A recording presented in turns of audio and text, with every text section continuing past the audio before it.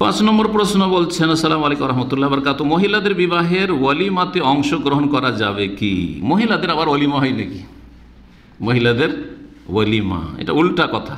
জি, যেমন মহিলা পুরুষকে মোহর দেয়, এটা উল্টা মোহর। এই জন্য যৌতুককে আরবরা কি বলে জানেন? উল্টা মোহর, আল মাহরুল মাকুস, আকস।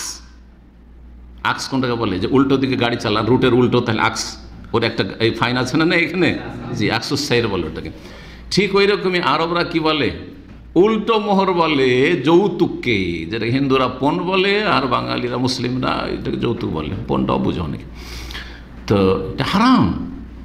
মোহর দেওয়া ফরজ, বিয়ে করেন মোহর দেন না পুরুষ, আর স্ত্রী যদি দেয়, স্ত্রীর বাপ মা দেয়, তো সেটা হচ্ছে পণ, উল্টা মোহর, এটা হারাম। জি, ঠিক ওই রকমই ওয়ালিমা করবে ছেলে, ছেলের বাপ মা, আর মেয়ের বাপ মাকে ওয়ালিমা করতে হবে, খাওয়াইতে হবে, এটি বিদাত, এটি হচ্ছে বিদাত। জি হ্যাঁ, জামাই গরিব, জামাই গরিব, জামাইয়ের পক্ষ থেকে করছেন, কিন্তু ঘোষণা করেন যে এটা জামাইয়ের ওয়ালিমা, ওটা ঠিক আছে। আপনি বলবেন না যে আমি ওয়ালিমা করছি, হতে পারে এরকম। আমি আমার একটা জামাই হয়েছে, ওই জামাইয়ের আমি এভাবে হেল্প করেছি, ওয়ালিমা ওর, কিন্তু আমি দিয়েছি তাকে।